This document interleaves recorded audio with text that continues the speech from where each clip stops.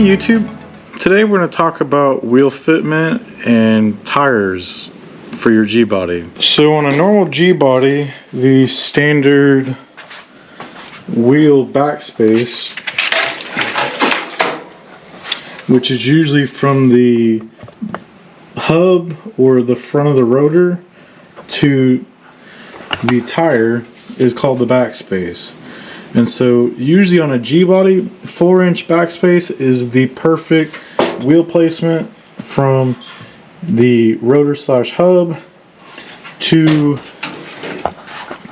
fit without rubbing the fender. Now obviously Gbodies nowadays don't always run a factory wheel, so this combo is a 17-inch wheel.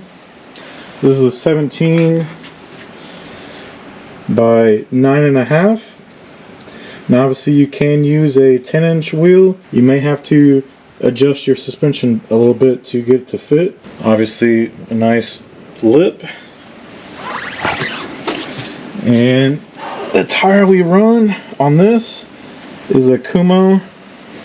Now if you do have a stock width rear end, so from the flange to the firewall or the frame, if that fitment is stock, this will fit. Due to age and old parts that are on your car, your body bushings might be shot. You might have fitment issues where one wheel on the rear of the car fits, other side rubs, and that's because of suspension issues, and it could be body bushings too. So before you start wanting to put wider wheels or different wheels in stock, you might need to look into investing into body bushings, which these cars are 40 years old, so they do need to be replaced. I'll guarantee it. Even the low miles Grand Nationals or GNXs that are parked in somebody's garage in a bubble, those are still probably shot too, even though they're 1,000-mile cars, which is ridiculous. But for the common car that's being driven or being worked on, you probably need body bushings. That's the first thing. The second thing is your suspension's probably shot in some cases. I'm not saying all of them, but if you're building your suspension, then this is a perfect time to look at it. Okay, so the key ingredient to getting your wheel adjusted, so like if your wheel spacing here needs to be pushed out or in, it's always going to be your upper control arm. So obviously this has a stock tubular style, so it's stock length for a Gbody. For a car that needs to be adjusted, I'd recommend this to be adjustable. Now obviously you can keep the rear to be just standard, so this could be stock or this could be aftermarket like this. If this is just kind of a car that you drive on the street and you do get the backspace wrong a little bit, it's okay to run a spacer, but not a 1-inch, not a 2-inch, not one of those stupid adapters where you're trying to put newer style Camaro wheels that have the super wrong backspace and you're trying to fit them on a car that it doesn't work. And you spend $200 plus for an adapter to get a wheel to fit. Is not worth it. Just get the right wheel. I'll show you the adapter that if you do run into things, you can use. So if you watch the channel for a while, I've done this adapter temporarily on a Grand Prix to get the wheel spacing proper because I had issues with wheels rubbing on the brakes a little bit. I use this same adapter. In some cases on a Gbody, if you're in a pinch, you can use the same adapter. It's not a permanent fix, but it's a temporary fix. This is your universal, really thin spacer. Now obviously that's the only style wheel spacer I'd recommend. And it'll bolt up like this.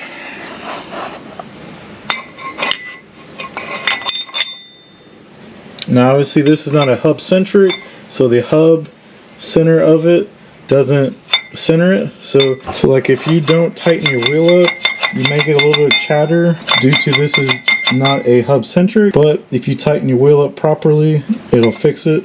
This will hold in place. Now obviously you can use this front and rear. This is your universal 5-lug wheel spacer. So now let's talk about 3 wheel setups that size-wise that I've used on all my cars, G-body wise. The first setup, factory setup, which would be the GTA wheels. They're 16x8 with a 4-inch backspace. They fit perfect on any G-body. Most of the time you're going to see them on Monte Carlos or El Caminos. Sometimes Pontiac guys use them, but GTA wheels with a 4-inch backspace, fronts only. And in one of the better than stock brake system video, I show you in depth. There's a mark on the back that says front only, and you can use a 225 or with tire all the way up to 295 depending on your setup. The second setup, Weld drag lights or Weld Pro Stars or just Weld wheels in general. I've used them. You see it all over the internet. Everybody uses them. The 15 by 3.5 with the Volkswagen size tire, which is like a 165, and then the rear I've used 15 by 8 Pro Stars, and I think it was like a 4.5 inch backspace. They work fine and they fit perfect on a G-body. Now also depending on what style G-body you have will depend on how big your wheel well is. So like this is a Malibu based. It has a smaller wheel well here than if you have like your Regal or Monte Carlo, which has a little bit bigger, so you can fit a little bit fatter wheel without as much work compared to the El Camino guys, the wagon guys, or the Malibu guys. Third setup that works great, which I have this on this Malibu, is a 17-inch wheel.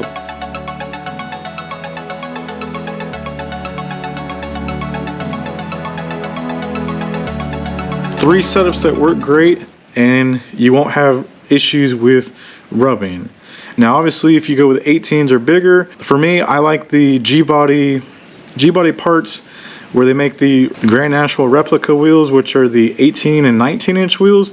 Those do fit because they're set up for G-body. That's a good wheel for fitment wise. And then lastly, for the front of these cars, now obviously I'm still doing some work, so I don't have a fender well in. If you run too wide of a tire, you will have clearance issues with your wheel well. Now obviously a lot of drag guys or people that run wider front wheels, they either make custom fender wells right here to compensate for the gap of the wheel, or you just run no fender wells and then you have to worry about water splashing on an engine and your wiring and all that stuff. And so it's not really recommended for at least the stuff I do. But if you have to run a fabricated metal wheel well, or how you make like an arch here and kind of just have like a cover, I mean it works, it's not my style. So that's just something to think about while you're doing it. And then also one thing you have to think about for the front is, depending on your width of your wheel, you can run into issues with tie rods. And then also sometimes you run into issues with the sway bar. It sometimes can hit. So that's just one of the things you have to run across if you say lower the car or you have. So I hope some of that gave you some guidance for wheel choices and wheel options that from my personal experience work. So if this video did bring you value, like and subscribe to the video, and we'll see you on the next one.